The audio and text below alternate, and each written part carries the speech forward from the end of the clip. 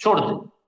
قرآن پڑھ رہے ہیں قرآن چھوڑ دیں, حدیث پڑھ رہے ہیں حدیث چھوڑ دیں, کیونکہ نہ آپ قرآن پڑھ رہے ہیں نہ آپ حدیث پڑھ رہے ہیں. سلامتی ہے ان آنکھوں پہ جو ہدایت پہ نظریں جمائے بیٹھی ہیں, ان کانوں پہ جو ذکر خیر کے منتظر رہتے ہیں, اور ان قدموں پہ جو ہدایت کی راہ پہ گامزن ہیں. الحمدللہ رب العالمین والصلاة والسلام علی محمد الامین. فاعوذ باللہ من الشیطان الرجیم. بسم اللہ الرحمن الرحیم.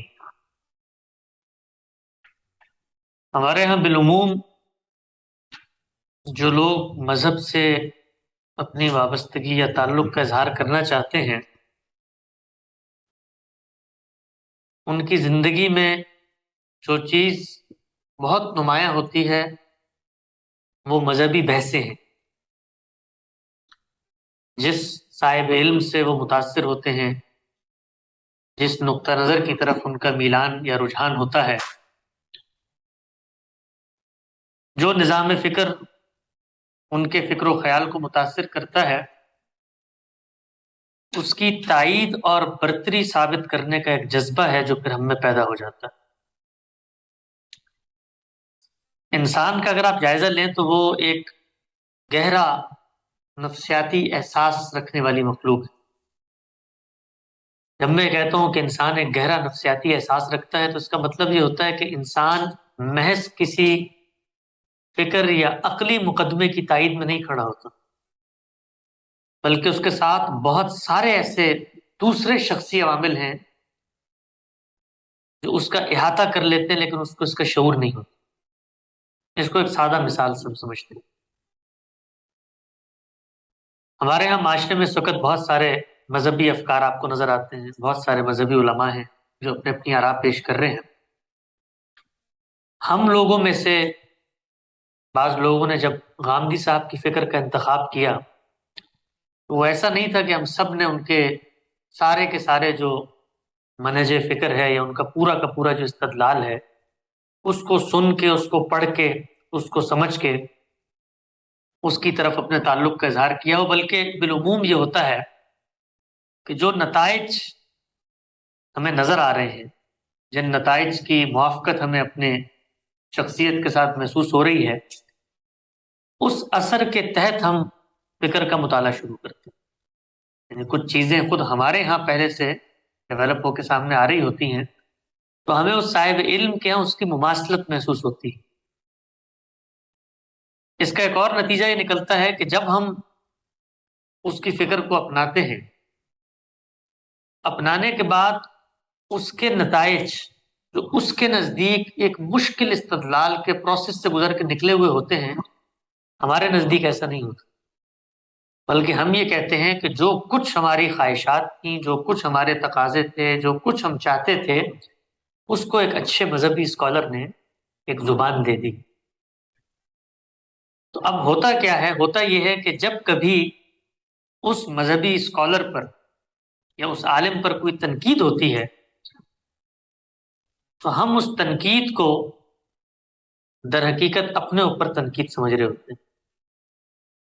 اور آپ نے یہ بھی بالعموم دیکھا ہوگا کہ جب بھی آپ کی کسی محبوب شخصیت کے اوپر کوئی شخص زبان کھولے تو انسان کی جو شخصیت ہے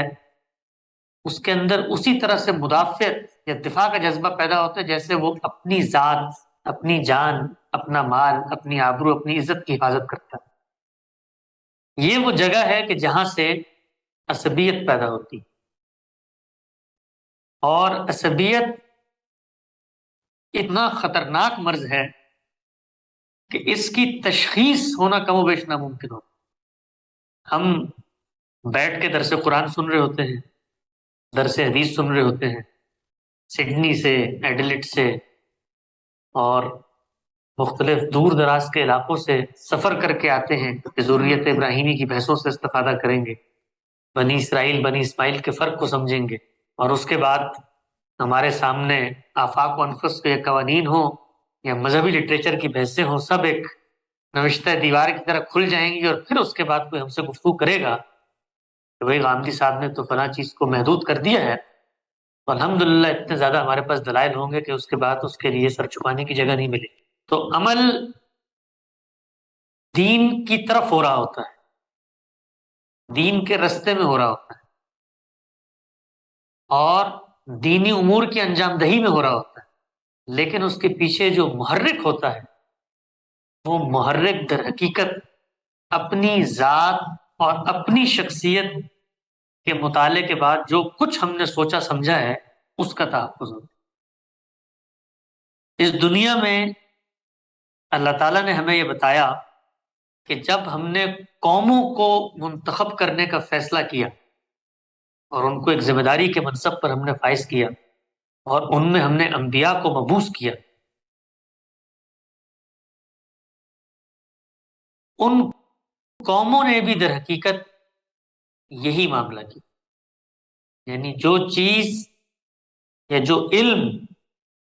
اس لیے حاصل ہونا چاہیے تھا کہ انسان اپنی ذات اور اپنے نظریات اور اپنی خواہشات کو قربان کر کے اس کے آگے جھکنے کا جذبہ پیدا کرے، وہ علم در حقیقت اپنی برتری، اپنا تفوق، اپنی بڑائی اور اپنی قبولیت کو لوگوں کے سامنے عام کرنے کا ایک ذریعہ بن جاتا۔ آپ دیکھیے یہود کی روایت ہمارے سامنے ہے، اللہ کی منتخب قوم، اور وہ قوم کہ جس پہ اللہ نے بڑی عنایتیں کی، لیکن آپ دیکھیے کہ کچھ ہی عرصہ گزرا اس قوم نے کہا کہ یہ تو ہمارا استحقاق ہے کہ ہم ہی جنت میں جائیں گے، یہ تو ہمارا استحقاق ہے کہ ہمارے ساتھ شریعت کی پابندیاں ہم پر عائد نہیں ہونی چاہیے، یہ تو ہمارا استحقاق ہے کہ ہم لوگوں پہ ظلم کر سکتے ہیں، کوئی ہم پہ ظلم نہ کرے۔ حالانکہ گہری مذہبیت میں جڑے ہوئے، یعنی ان سے زیادہ گہری مذہبیت میں شاید روئے زمین پہ کوئی دوسری مخلوق نہ جڑی بھی ہو، پیغمبر بیچ میں بیٹھا ہوا ہے، پورا کا پورا جو علاقہ ہے ہر جگہ پہ قال اللہ قال رسول کی باتیں ہو رہی ہیں، ہر جگہ پہ پیغمبر براہ راست کھڑے ہوئے ہیں، لیکن اتنی خطرناک چیز ہے یہ عصبیت، اتنی مہلک بیماری ہے یہ عصبیت کہ جب یہ پیدا ہو جاتی ہے تو آنکھوں کے آگے پردہ ہے، اور جو مزید مشکل ہے وہ یہ کہ جب تشخیص کرنے کے لیے کوئی آدمی بیٹھتا ہے تو بظاہر کو مرد نظر نہیں آ رہا ہوتا، سب نیکی کی باتیں کر رہے ہیں، سب خیر کی باتیں کر رہے ہیں، سب اللہ رسول کی باتیں کر رہے ہیں۔ مجھے یہ محسوس ہوتا ہے کہ کوئی بھی مذہبی فکر، مذہبی تحریک، مذہبی ادارہ، اس سے جب لوگ وابستہ ہوتے ہیں تو ان کو جس چیز کا بہت زیادہ اہتمام کرنا چاہیے وہ یہ کہ وہ اپنے آپ کو اس طرح کی عصبیت سے بچائیں۔ ایک بہت بڑے عالم ہیں مولانا مناظر احسن گیلانی رحمۃ اللہ علیہ، دارالعلوم دیوبند کے بڑے اکابر اساتذہ میں ان کا شمار ہوتا ہے۔ وہ یہ کہتے ہیں کہ دیوبند کے اندر درس حدیث ہو رہا تھا تو ہم نے دیوبند کے ایک شیخ الحدیث تھے مولانا محمود الحسن صاحب دیوبندی، دیوبند کے بانیوں میں سے بہت بڑا ان کا نام، شیخ الہند کا لقب ان کو دیا گیا۔ تو ان سے کہتے ہیں ہم نے پوچھا کہ یہ بتائیے کہ رسول اللہ صلی اللہ علیہ وسلم کی ناموس اور عزت پہ جب کوئی حملہ آور ہوتا ہے یا کوئی اس پر تنقید کرتا ہے تو مسلمانوں میں اتنی جذباتیت کیوں پیدا ہو جاتی؟ اپنے استاد سے کہتے ہیں ہم نے یہ سوال کیا تو مولانا محمود الحسن صاحب دیوبندی علیہ رحمہ نے فرمایا یہ بتاؤ کہ اگر تو یہ شدت اور اس قدر جس کو آپ کہتے ہیں خالص جذبے کا اظہار ہے رسول اللہ کی ناموس کے تحفظ کا، تو یہ بتاؤ کہ جو لوگ نکل آتے ہیں گلی بازاروں میں وہ اللہ کے رسول کی ہدایات، اللہ کی منشا کی یافت، اللہ کی خواہش کو دریافت کرنا، رسول اللہ صلی اللہ علیہ وسلم کا حسن خلق، آپ صلی اللہ علیہ وسلم کا عبادت میں احترام، اس کا اہتمام کرتے ہوئے تمہیں کیوں نہیں نظر آتا؟ یعنی اگر تو رسول اللہ سے اس قدر گہری وابستگی اور گہرا لگاؤ ہے تو لگاؤ تو کنسسٹنٹ ہونا چاہیے، وہ تو ہر پہلو میں ہوگا۔ انہوں نے شاگردوں سے پوچھا کہ یہ بتاؤ کہ یہ رسول اللہ کے نام پر نماز پڑھنے تو نہیں آتے، روزہ رکھنے تو نہیں آتے، محبت اور تمیز سے بات کرنے تو نہیں آتے، مارنے مرنے کیوں نکل آتے؟ تو پھر خود ہی انہوں نے اس کا جواب دیا، انہوں نے کہا یہ مسلمانوں میں جو تمہیں اتنی شدت نظر آتی ہے اس کی وجہ یہ نہیں ہے کہ وہ سمجھتے ہیں کہ رسول اللہ صلی اللہ علیہ وسلم کی ناموس کی کسی نے بے توقیری کی ہے، وہ یہ سمجھتے ہیں کہ ہمارے قومی پیغمبر کو کسی نے چیلنج کر دی، ہمارے ہیرو کے اوپر کسی نے آواز اٹھا دی، ہماری ایک محبوب شخصیت جس سے ہم اپنے تعلق کا اظہار کرتے تھے اس کی جگہ سائی کی جا رہی، تو وہ رسول اللہ کی ناموس کی حفاظت نہیں کر رہے ہوتے، وہ اپنے اس جذبے کی آبیاری کر رہے ہوتے ہیں کہ ان کی سبکی میں ہمیں اپنی سبکی محسوس ہو رہی ہے۔ تو ایک بڑے آدمی نے، ایک بڑے عالم نے مسلمان معاشرے کے اندر جو ایک گہرا مرض ہے اس کو بڑی عمدہ مثال سے واضح کی۔ بلکہ اب تو آپ یہ دیکھیے، آپ نے حال ہی میں دیکھا ہوگا پاکستان، ہندوستان میں، بنگلہ دیش میں بھی، یہ جو تحفظ ناموس رسالت کے نام پہ جو کچھ ہوتا ہے، دیکھا ہوگا آپ نے، سڑکوں پہ نکل کے لوگوں کی گاڑیوں کے شیشے توڑنا، لوگوں کی ماں بہنیں اگر بازار میں جا رہی ہیں ان کو ڈرانا دھمکانا، راستے بند کرنا، درخت جلانا، یہ اگر سب کچھ رسول اللہ کی محبت میں ہو رہا ہے تو رسول اللہ نے تو سختی سے اس کی مذمت کی ہے کہ یہ کام تم نہیں کر سکتے۔ لیکن آپ دیکھیے کہ وہاں پر بھی کیا چیز ہے؟ عصبیت، کہ بظاہر آپ اللہ کے رسول کے نام پر نکلے ہیں لیکن اصل میں اللہ کے رسول پیش نظر نہیں، اپنی ذات اور اس کے اندر جو ایگو محصور ہے اس کی تسکین پیش نظر۔ آپ یہ دیکھیے، ہمارے ہاں بالعموم جو مذہبی حلقے ہوتے ہیں، مذہبی خانوادے ہوتے ہیں، مذہبی انوائرمنٹ ہوتی ہے، وہاں پر یہ چیز اتنی گہری جڑیں رکھتی ہے کہ وہ لوگ جو اس کا علم لے کر اٹھتے ہیں معاشرے میں کہ ہم سب عصبیتوں کا خاتمہ کر دیں اور ہم نہیں مانتے بابوں کو اور ان مزاروں کو اور ان فرقوں کو اور ان وابستگیوں کو اور ان مسلکی شناختوں کو، آپ یہ دیکھیے کچھ ہی عرصے بعد خود آپ کا یہ نعرہ اپنی ایک عصبیت پیدا کر کے اپنی علیحدہ شناخت بنا دیتا۔ تو ہمیں جس چیز کی بہت محنت کرنی چاہیے، بہت کوشش کرنی چاہیے، وہ یہ ہے، یہ جو کچھ فکری بحثیں ہمارے یہاں ہوتی ہیں، جو کچھ مذہبی مقدمات کو ہم سمجھنے کے لیے اپنے وقت کا اور اپنے مال کا اثار کرتے ہیں، اس کا مقصد بالکل واضح رہنا چاہیے۔ اس کا مقصد محض فکری یا ذہنی عیاشی نہیں ہونا چاہیے۔ اس کا مقصد ہماری پوشیدہ خواہشوں کو مذہبی استدلال اور آہنگ کی زبان دینا نہیں ہونا چاہیے، بلکہ اس کا مقصد یہ ہونا چاہیے ہے کہ ہم اللہ تعالیٰ کی تائید اور اللہ تعالیٰ کی خوشنودی کے حصول کے لیے دین کی رہنمائی حاصل کر رہے ہیں۔ یہ بظاہر بڑے سادہ سے جملے نظر آتے ہیں، اللہ تعالیٰ کی تائید، اللہ تعالیٰ کی خوشنودی، اور بڑے جس کو آپ کہتے ہیں روزمرہ کے سننے سنائے کے جملے نظر آتے ہیں، لیکن اگر آپ غور کریں تو یہ باریک سا فرق ہے ایک لکیر کا۔ اگر آپ کا وہ عمل خوشنودی اور تائید سے ہٹ جائے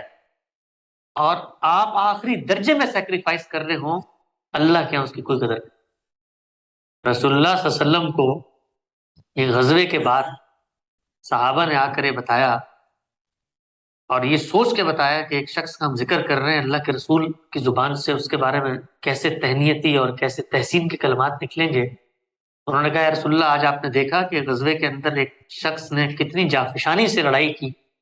اور کیسے فتوت اور ہمت اور حوصلے کے ساتھ لڑتے ہوئے وہ شہید ہو گیا، کیا فرمائیں گے آپ اس کے بارے میں؟ آپ صلی اللہ علیہ وسلم نے فرمایا جہنم میں گیا، جہنم میں گیا۔ کیوں؟ اس لیے کہ جان تک قربان کر دیتا ہے آدمی۔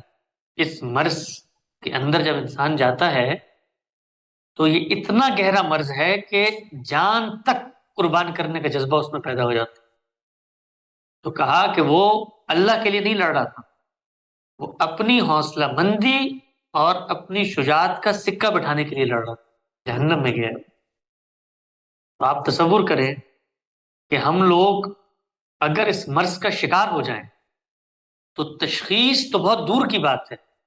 یہ احساس ہونا کہ تشخیص ہونی چاہیے یہ تک نہیں ہوتا، اور عمل پہ عمل کیے چلے جاتے، گویا نیکیوں کو ایک ڈھیر میں پھینکتے چلے جاتے ہیں اور جس کا آخر میں کچھ حاصل نہیں ہوگا۔ میں آپ سے یہ عرض کرتا ہوں کہ مجھے گزشتہ 10-12 سال ایک بڑے صاحب علم کے ساتھ وقت گزارنے کا موقع ملا، اور میں نے ان کی خلوت و جلوت کو بھی دیکھا، ان کے سفر و حضر کا بھی امین رہا، ان کے راز و نیاز سے بھی واقف ہوں، اور ان کے ہاں جو خواہشات اور بے تکلفی کے جذبات ہوتے ہیں ان کی بھی خبر رکھتا ہوں۔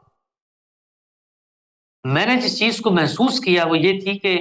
ایک بڑا صاحب علم، ایک بڑا مفکر، ایک بڑا مدبر، جس کے ہاں سے روز ایک نیا فلسفہ، ایک نئی فکر پھوٹ رہی ہے،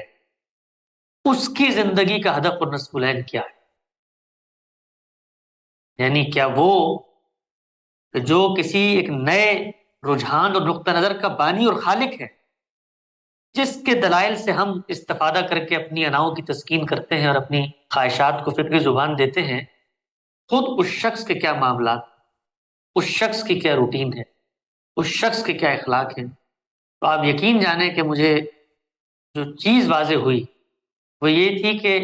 دین کی کوئی بھی محنت، اگر کسی صاحب علم پر یہ بات واضح ہو جائے کہ وہ دین پر غور و فکر اللہ کے لیے کر رہا ہے، تو دین کی کوئی بھی محنت وہ نہیں کرتا مگر اس جذبے سے خالی ہوئے بغیر، یہ جو کچھ میں کر رہا ہوں اس سے مقصود اللہ کی خوشنودی اور اللہ کی تائید۔ اور جب آپ اللہ کی تائید کے لیے کوئی کام کرنا چاہتے ہیں تو چند چیزیں ہیں جو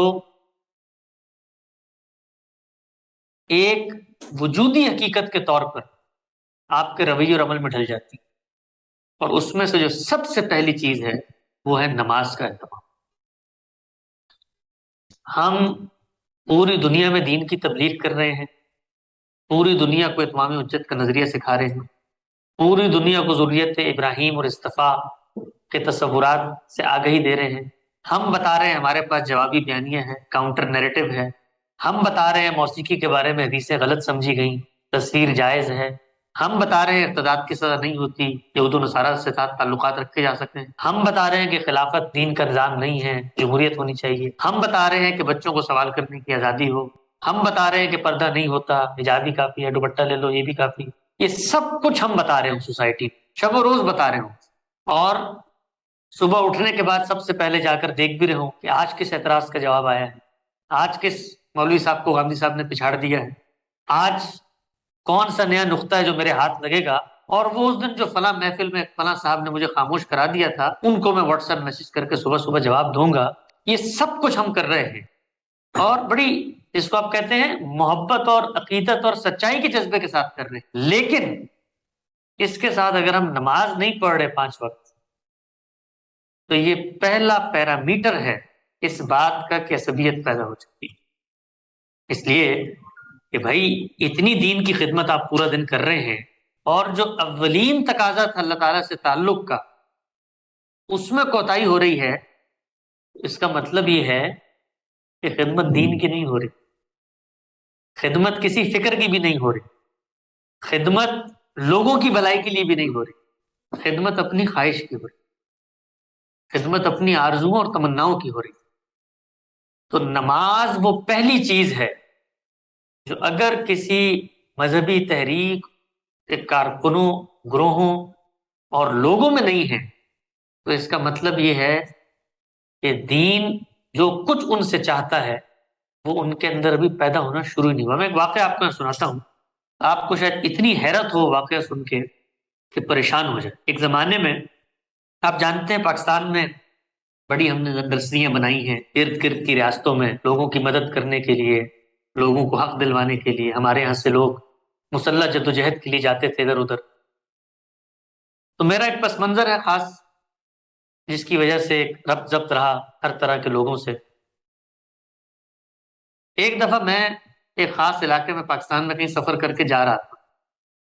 تو مجھے سڑک پہ ایک صاحب نظر آئے۔ میں نے گاڑی روک لی، میرے جان پہچان کے آدمی تھے، بڑے عالم تھے۔ تو میں نے ان سے کہا کہ آپ یہاں کیا کر رہے ہیں؟ تو انہوں نے کہا میں یہاں پر ایک جگہ پر خطاب کرنے کے لیے آیا ہوں، وہاں میں خطاب کرنے جا رہا ہوں، تو آپ بھی ساتھ چلیں۔ میں نے کہا ٹھیک ہے جی میں چلتا ہوں۔ کن سے خطاب کرنے جا رہے ہیں؟ انہوں نے کہا میں ان لوگوں سے خطاب کرنے جا رہا ہوں جو کشمیر کے اندر لوگوں کی مدد کے لیے وہاں پر جنگ کرتے ہیں، پاکستان کے وہ لوگ ہیں جو وہاں پر لوگوں کی تائید کرتے ہیں، مجاہدین آپ کہہ لیں۔ میں اس مجلس میں چلا گیا، اس مجلس میں جو انہوں نے بیان کیا، آپ سوچ سکتے ہیں اس بیان کا موضوع کیا تھا؟ اس بیان کا موضوع تھا کہ مجاہدوں نماز پڑھا کرو نماز، مجھے شکایت ملی ہے کہ تم لوگ محاذ پہ ہوتے ہو اور نماز رہ جاتی ہے تمہاری۔ سوچیں، یعنی وہ لوگ جو میدان جنگ میں اللہ کی خاطر اترے ہوئے ہیں، وہ کہتے ہیں کہ مجھے تمہارے بڑوں سے شکایت ملی ہے،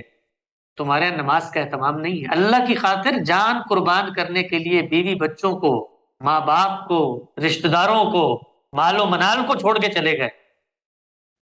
لیکن نماز کا اہتمام نہیں۔ آپ یہ دیکھیے، یہ جو ہماری مذہبی سرگرمیاں ہیں، یہ بسا اوقات ہمیں سبسٹیوٹ کر رہی ہوتی۔ مجھے ایک واقعہ سنایا ہمارے بزرگ نے، وہ کسی اسی طرح کی تحریک سے وابستہ تھے، تو وہ کہتے ہیں کہ مجھے ذمہ داری دی گئی کہ میں اس کا بینر بناؤں، جلسہ تھا اگلے دن۔ تو میں گھر سے نکل رہا تھا، کچھ لوگ آئے، انہوں نے کہا کہ بینر بنا لیا آپ نے؟ تو انہوں نے کہا نہیں ابھی تو نہیں بنا، لیکن میں عصر کی نماز پڑھنے جا رہا ہوں، پڑھ کے آتا ہوں تو اس کے بعد دیکھتا ہوں۔ تو انہوں نے میرا ہاتھ پکڑ کے روک لیا، انہوں نے کہا بھائی نماز تو ہوتی رہے گی، بینر تو ابھی جانا ہے فوراً۔ نماز سے مطلب کم اہم ہے بینر کا کام؟ تو یہ یقین جانیے ہمارے ہاں یہ جو چند مثالیں میں نے آپ کو دی، مشتز نمونے از خروارے ہیں، یہ عملی حقیقتیں ہیں کہ ہمیں یہ لگتا ہے کہ نماز غیر اہم ہے اور یہ جو دین کا کام کر رہے ہیں یہ زیادہ اہم ہے۔ نماز میں کیا ہے، کھڑے ہوں گے 2 دفعہ اللہ اکبر کریں گے، جھکیں گے، سجدہ کریں گے، آ جائیں گے، یہاں تو خدمت ہو رہی ہے۔ بینر چھپے گا، ہزاروں لوگ جلسے میں آئیں گے، اعلائے کلمت اللہ کی تقریریں ہوں گی، اسلامی نظام کا غلبہ ہوگا، پورے عالم میں اسلام چھا جائے گا۔ نماز تو میں گھر میں جا کے وضو کر کے 2 منٹ پڑھ لوں۔ تو جس مذہبی وابستگی کے نتیجے میں ہماری نمازوں میں اگر پابندی نہ آئے، اس کا مطلب ہے کہ یہ وقت ہے کہ ہم اپنی اس مذہبی وابستگی کو روک کر اس بات کا جائزہ لیں کہ یہ وابستگی کی بنیاد کیا ہے۔ اللہ سے تعلق ہے، اللہ کی خوشنودی ہے، اللہ سے ملاقات کے جذبے کی آبیاری ہے، یا اپنی ذات کی انا اور اپنی برتری کے جذبے کی تسکین۔ تو میں عرض کر رہا تھا کہ میں نے ایک بڑے آدمی کے ساتھ، ایک بڑے مفکر کے ساتھ مجھے وقت گزارنے کا موقع ملا، تو میں نے یہ دیکھا کہ ان کی زندگی نماز سے شروع ہوتی ہے اور ان کی زندگی نماز سے ختم۔ نماز کے لحاظ سے دن کے معمولات طے پاتے ہیں، نماز کے لحاظ سے لوگوں کے ساتھ تفریح اور میل جول کے معاملات طے پاتے ہیں۔ نماز اول ہوتی ہے، نماز نماز ظاہر ہوتی ہے، نماز باطن۔ وہ عمراء و بادشاہ کی مجلس میں بیٹھے ہوں اور نماز کا وقت ہو جائے، ان کے لیے اس چیز کی کوئی اہمیت نہیں ہوتی کہ میری فکر سننے کے لیے ایک بہت بڑا آدمی میرے پاس آیا اور اگر وہ قائل ہو گئے تو دنیا بدل جائے گی۔ نہیں، میرے رب نے مجھے بلا لیا ہے، اب میں نے سب کاموں کو چھوڑ کے اس کی طرف جانا۔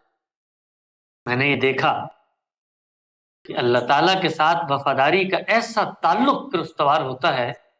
کہ نماز کوئی ذمہ داری یا بوجھ نہیں لگتی، بلکہ نماز آپ کی شخصیت میں جس طرح بھوک کی جبلت ہے نا، بھوک پیدا ہوتی ہے، اسی طریقے سے اللہ سے ملاقات کے جذبے کا احساس پیدا ہوتا ہے۔ جب ظہر پڑی ہے تو عصر کا انتظار کروں، عصر پڑی ہے تو مغرب کا انتظار کروں، مغرب پڑی ہے تو عشاء کا انتظار کروں، اور عشاء پڑی ہے تو تہجد کا انتظار کروں، تہجد میں اٹھوں، اپنے رب سے لو لگاؤں،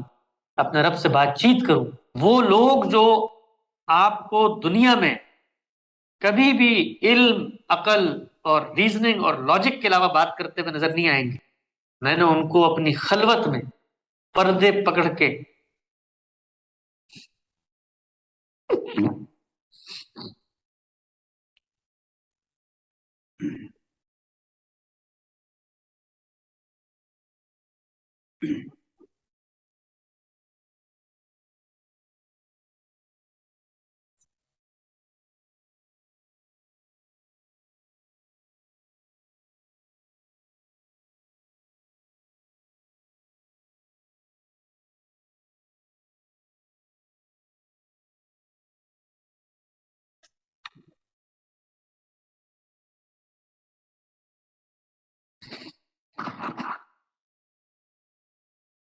تو جو دین آپ کے اندر یہ جذبہ نہ پیدا کرے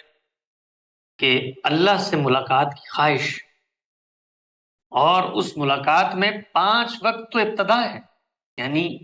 یہ ایسے ہی ہے کہ جیسے آپ دن میں 2-3 دفعہ کھانا کھاتے، وہ تو لازم ہے آپ کے لیے، لیکن اس کے بعد پورا دن اس لذت کام و دہن کی تسکین کا ہم سامان کرتے رہتے ہیں، کبھی چائے پیتے ہیں، کبھی بسکٹ کھاتے ہیں، کبھی سموسے کھاتے ہیں، جی تو ہم اسی بنیادی ایک کھانے پہ بھی لیتے ہیں، لیکن ایک طلب جب عمل میں ڈھلتی ہے تو پھر وہ تنوعات میں آگے بڑھتی، اس کے اندر بڑھوتری اور فروتنی ہوتی ہے۔ تو یہی معاملہ نماز کا، اگر ہمارے ہاں نماز کی پابندی نہیں ہے اور درس حدیث درس قرآن، منتھلی گیٹ ٹوگیدر ریٹریٹ، اتمام حجت کے لیکچر سننے کی بڑی طلب ہے، تو اب یہ وقت ہے کہ ہم اپنے آپ کو روکیں، ان نیکی اور خیر کے کاموں سے روکیں، اس لیے کہ یہ نیکی اور خیر کے کام اب ہماری شخصیت پہ حجاب بنتے چلے جاتے، اس حجاب کو اتاریں اور ایک دفعہ رک کے پھر سے اپنا جائزہ لیں کہ جو کچھ ہماری دینی وابستگی ہے اللہ کی رضا کے لیے ہے، اللہ کی خوشنودی کے لیے ہے، اللہ کی منشا کی یافت، اس کی خواہش کو دریافت کرنے کے لیے ہے یا نہیں ہے۔ اگر ہے تو پہلا لٹمس ٹیسٹ وہ نماز۔ اس کے بعد جو دوسرا پیرامیٹر ہے، میجرنگ یارڈ سٹک ہے، وہ یہ ہے کہ جس وقت انسان باہر نکلتا ہے، بازار میں جاتا ہے، نوکری کرتا ہے، لوگوں سے ملتا ہے، تو وہاں بہت سے ایسے نتائج ہوتے ہیں کہ اگر آپ نے حسن تدبیر سے، اچھے اخلاق سے کام نہ لیا، ان بھیانک نتائج کو آپ کو فی الفور بھگتنا پڑ سکتا ہے۔ مثلا آپ کسی دکان پہ گئے ہیں اور آپ نے بدتمیزی سے بات کی، سختی سے بات کی، آپ اپنے دفتر میں گئے ہیں، اپنے باس سے کوئی چڑھ کے بات کی، اس کو دو جملے سنا دیے، تو اس سب کا نتیجہ 2 منٹ میں مرتب ہو کے سامنے آ جائے۔ تو انسان خارج میں بڑا خوش اخلاق ہوتا ہے، بڑا باوست ہوتا ہے، بڑا نرم خو ہوتا ہے، بڑا حلیم اور بڑا ہی مدبر ہوتا ہے، اس لیے کہ خارج اور سماج میں کچھ مجبوریاں ہیں جو لاحق ہیں، اگر آپ نہیں کرتے تو پھر کچھ نتائج ہیں جو آپ کو بھگتنے پڑے گے۔ لیکن ہم سب یہ دیکھتے ہیں کہ ایک جگہ ایسی ہے کہ جہاں پر نتیجے کا خوف دل سے اٹھ جاتا ہے، اور وہ جگہ ہوتی ہے ہمارا گھر۔ اس لیے کہ گھر پہ تو پردہ داری ہوتی ہے، چار دیواری ہوتی ہے، آپ کی حکومت ہوتی ہے، آپ کی برتری ہوتی ہے، لوگوں کے آپ سے مفادات وابستہ ہوتے ہیں، زبان نہیں کھول سکتے۔ تو ہم لوگ اگر دین کا کام کر رہے ہیں، مذہبی تحریکوں سے وابستہ ہیں، اور ہمارے گھروں کے اندر ہمارے وہ معاملات نہیں ہیں جو گھروں سے باہر ہے، تو یہ دوسرا لٹمس ٹیسٹ ہے کہ ہمارا کسی بھی دینی فکر سے تعلق اور وابستگی وہ محض اپنی عصبیت کے تحفظ اور اپنی انا کی تسکین۔ میں نے پچھلے دنوں یہ قصہ سنایا تھا، موقع ہے مختصر پھر سنا دیتا ہوں، کہ ایک سالک نے اپنے شیخ سے پوچھا کہ یہ بتائیے کہ ہمیں کیسے معلوم ہوگا کہ ہم اللہ کی نظر میں کیا ہیں، کیسے ہیں؟ شیخ نے اس سے کہا کہ یہ بتاؤ کہ رسول اللہ پہ سب سے پہلے کون ایمان لایا؟ سب نے کہا سیدہ خدیجہ۔ کہ پھر کون ایمان لایا؟ سب نے کہا آپ کے دوست سیدنا ابوبکر۔ کہ پھر کون ایمان لایا؟ کہ آپ کے خادم، آپ کے غلام سیدنا زید۔ تو شیخ نے کہا کہ دیکھو، وہ بیوی جو ہر راز و نیاز کی ساتھ، ہر سفر و حضر کی امین، ہر اندر باہر کو جاننے والی، وہ دوست کہ جس کے ساتھ بے تقی کے سارے لمحات گزرتے ہیں، تفریح بھی اس کے ساتھ کرتے ہو، کاروبار تجارت بھی اس کے سامنے ہوتا ہے، حال احوال سے واقف ہے، بچپن سے لے کے لڑکپن تک اور لڑکپن سے لے کے جوانی تک کے تمہارے راز و نیاز سے واقف ہے، وہ دوست۔ اور پھر تیسرا کون؟ زید، وہ غلام کہ جس کے اوپر اقتدار اور تمہارے جبر کے سارے تیر چل سکتے ہیں، اور وہ نوکر اور وہ غلام جو جانتا ہے کہ تم گھر کے اندر اور گھر کے باہر کیا ہو۔ یہ تین لوگ سب سے پہلے رسول اللہ پہ ایمان لائے، بیوی، دوست اور ملازم۔ کیوں؟ فرمایا شیخ نے اس لیے کہ وہ یہ جانتے تھے کہ یہ شخص جو بات کر رہا ہے مختلف نہیں ہے، گھر کے اندر یہ گھر کے اندر سچا ہے، اس لیے یہ باہر بھی سچا ہو۔ یہ گھر کے اندر اخلاقی معیارات کو پورا کرتا ہے، اس لیے باہر بھی کرتا ہوں، اس لیے باہر بھی کرتا ہوں۔ یہ گھر کے اندر خدا خوفی کے ساتھ جیتا ہے، اس لیے باہر بھی کھڑے ہو کے اگر دعوی نبوت کر رہا ہے تو اس کے دل میں یہ خوف ہے۔ تو ہم لوگوں میں سے آپ نے دیکھا ہوگا کہ اکثر مذہبی تعلق بھی ہو، نمازیں بھی پڑھتے ہوں، جو سب سے بڑی کمی ہوتی ہے وہ گھر پہ چڑھ کے بات کرنا، بدتمیزی سے بات کرنا، اونچی آواز میں بات کرنا، اسی طریقے سے برے الفاظ، برے القابات کہنا، دوسرے کا مذاق اڑانا۔ یہی معاملہ ہم دیکھتے ہیں زیادہ تر شوہروں کیا پایا جاتا ہے، اس لیے کہ ان کو یہ پتا ہوتا ہے کہ گھر کا تو میں سربراہ ہوں، گھر کے بلز میں نے دینے ہیں، گھر کا سارا کارخانہ مجھے چل رہا ہے، یہ بیچاری کہاں جائے گی؟ کس کے پاس جائے گی؟ اور جا کر اگر کسی کو میری شکایت بھی لگائے گی تو اپنی ناک کٹوائے گی۔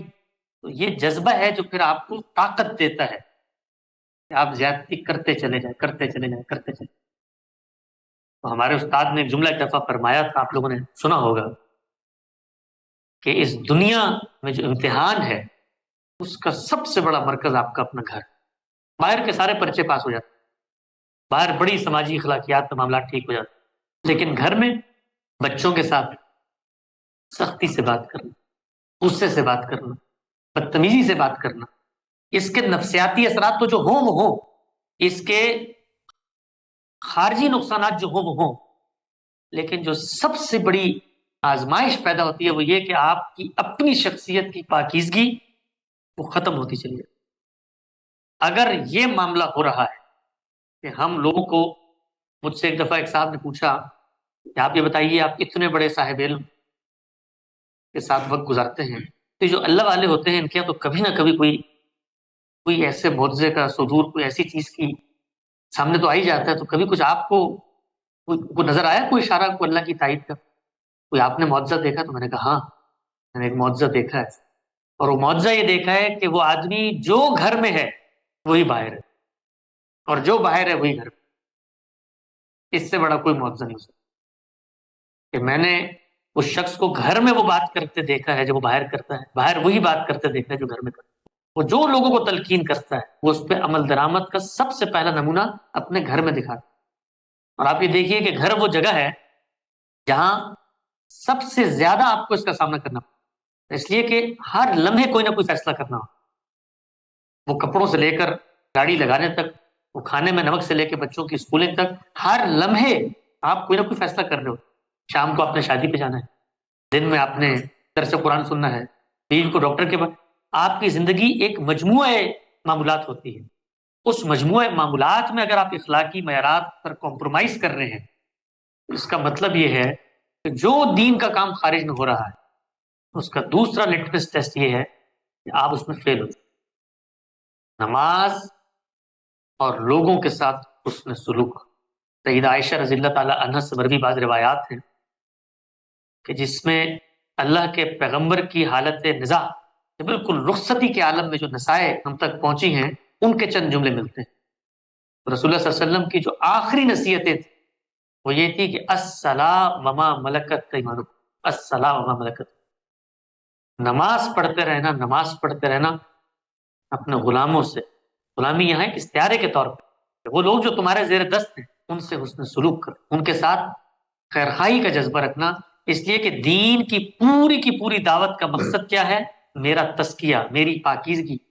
میری طہارت۔ اور اگر میں یہ دو کام نہیں کرتا تو سب سے پہلے میں عالمگیر بد اخلاقی کا ارتکاب کرتا ہوں نماز سے دور ہو کر، اس لیے کہ کائنات کا پالنہار تھا، رہی تھی کہ میں اس کے پاس جاؤں اور سلام کروں اور اپنا جبھی اس کے سامنے رکھ دوں۔ میں نے اپنے اس حق کو جو اس کا مجھ پر قائم ہوتا نہیں پہچانا۔ اور اسی طریقے سے میرا جو سب سے بڑا امتحان تھا وہ ایک گھر اور چار دیواری کے اندر اس دین کی بنیاد کا ظہور تھا، میں اس میں ناکام۔ تو ہم سب کو یہ چاہیے ہے کہ جب بھی کبھی زیادہ دینی لٹریچر اور زیادہ دینی پروگرام سننے کا جذبہ پیدا ہو تو پلٹ کے یہ دیکھنا چاہیے کہ ان دو معاملات میں ہمارا کیا عالم، ان دو معاملات میں ہم کہاں کھڑے ہیں۔ اگر ان دو معاملات میں کوئی کمی ہے تو یہ وقت ہے کہ آپ اپنی اس دینی سرگرمی کو معطل کر چھوڑ دیں۔ قرآن پڑھ رہے ہیں قرآن چھوڑ دیں، حدیث پڑھ رہے ہیں حدیث چھوڑ دیں، کیونکہ نہ آپ قرآن پڑھ رہے ہیں نہ آپ حدیث پڑھ رہے ہیں، آپ اپنے نفس کی کتاب پڑھ رہے ہیں۔ اللہ تعالیٰ سے دعا ہے کہ سب سے پہلے وہ مجھے اور پھر ہم سب کو اس کی توفیق دے کہ ہم لوگ دین کے سچے طالب علم بنیں۔ اور دین کا جب کوئی طالب علم بنتا ہے تو وہ دین کے مقصد کو اپنی زندگی کا وظیفہ بناتا ہے، وہ علمی فکری بحثوں میں گم ہو کر اس مقصد سے اپنے آپ کو دور نہیں کر لیتا۔ اگر وہ یہ کام کر لیتا ہے تو روئے زمین پہ اس سے بڑا بد نصیب کوئی نہیں۔ اور ایک آخری بات کہہ کے گفتگو کا خاتمہ کرتا ہوں۔ اللہ تعالیٰ نے دنیا میں جزا و سزا کا جو اصول بیان کیا ہے وہ یہ ہے کہ لیبلوکم فیما آتاکم، کہ قیامت میں اس چیز کا میں حساب کروں گا کہ جو علم میں نے تمہیں دیا تھا، جو علم میں نے تمہیں دیا تھا، جتنا علم تمہیں ملا تھا اس کے مطابق سوال و جواب ہو۔ تو ہم مذہبی لوگ جو علم کے کنٹینرز کو اٹھا کے اپنے کندھوں پہ پھر رہے ہوتے ہیں، اللہ کی اس آزمائش میں خود کو جھونک رہے ہیں کہ کل اپنا یہ بھی عذر نہ پیش کر سکیں کہ اللہ ہمیں تو علم ہی نہیں تھا اس بات۔ اللہ تعالیٰ پوچھیں گے بھائی پورا دن تو آپ مولانا امین الدین فراہی، مولانا امین حسن اصلاحی، جاوید احمد غامدی، اتمام حجت، نظم قرآن، لفظ معنی پہ صحیح استدلال، قطعی الدلالہ اور ضمنی الثبوت، یہ بحثیں کر رہے ہوتے تھے، قرآن سے واقف نہیں تھے؟ یہ کیسے ہو سکتا؟ پورا دن تو لوگوں کو پڑھ پڑھ کے سناتے تھے جوابی بیانیہ کیا ہوتا ہے، نظم اجتماعی سے متعلق تقاضے ہیں، یہ فرد سے متعلق نہیں ہے، اور ریاست کی کوئی جوریڈکشن نہیں ہے۔ پورا دن تو میری شریعت سمجھا رہے ہوتے تھے پوری دنیا کو تم، اور تم کہہ رہے ہو کہ تمہارا یہ عذر قبول کر لوں کہ تمہیں علم نہیں تھا۔ تو یہ علم ہمارے لیے اس دن سب سے بڑی پاؤں کی زنجیر بن جائے، اور ہم اس دن حسرت کریں گے کہ یا اللہ کاش ہم ان مذہبی تحریکوں اور گروہوں میں نہ گئے ہوتے، ایک عام سے آدمی ہوتے سڑک پہ ریڑھی لگانے والے، تو یہ عذر تو پیش کر دیتے کہ اللہ میں پتہ نہیں تھا، تو ہماری وہ محرومی دنیا میں وہاں پر نعمت بن جاتی، لیکن وہ بھی نہیں پیش کر سکتے ہم مذہبی لوگ۔ رسول اللہ صلی اللہ علیہ وسلم سے کسی نے پوچھا کہ قیامت کے دن یہ حساب و کتاب کا کیا معاملہ ہو، تو آپ نے کہا یہ جو فقیر فقراء غریب مسکین ہے نا فوراً چھوٹ جائیں گے، اور یہ جو تمہیں بڑے بڑے مال و منال والی بڑی بڑی شخصیاں اور بڑے آسودہ حال جن کے آگے ہٹو بچوں کا شور یہ ہوتا ہے، لائنوں میں لگے ہوئے ہوں گے، فراغت نہیں ہو رہی ہوگی، اس لیے کہ دنیا میں اللہ نے اس کو جو محرومی دی تھی غریب کو، وہ آخرت میں اس کے لیے نعمت بنی، اور دنیا میں جس کو اللہ نے مال دیا تھا وہ آخرت میں اس کے لیے آزمائش بنی۔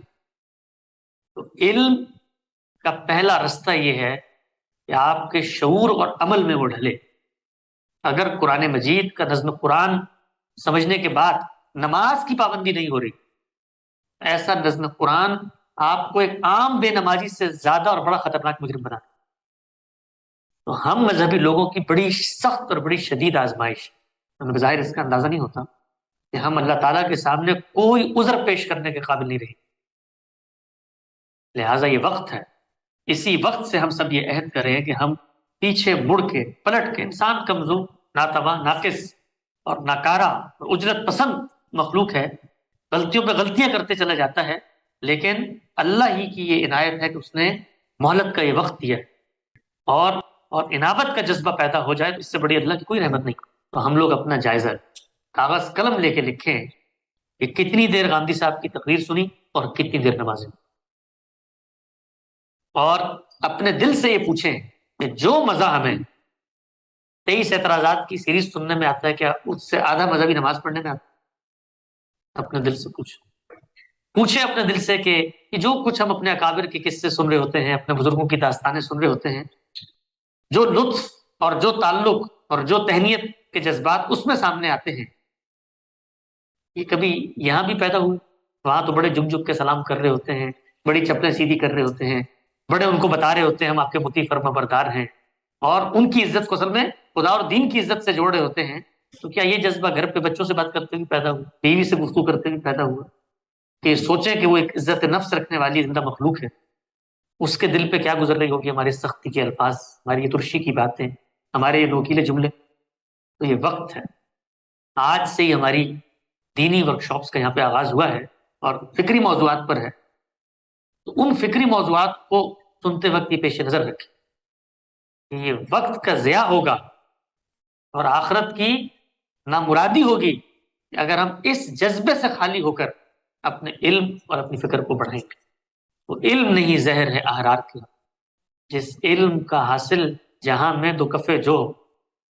یعنی وہ علم نہیں ہوتا کہ جس کا حاصل کیا ہے کہ تھوڑا سا کچھ منافع حاصل ہو جائے،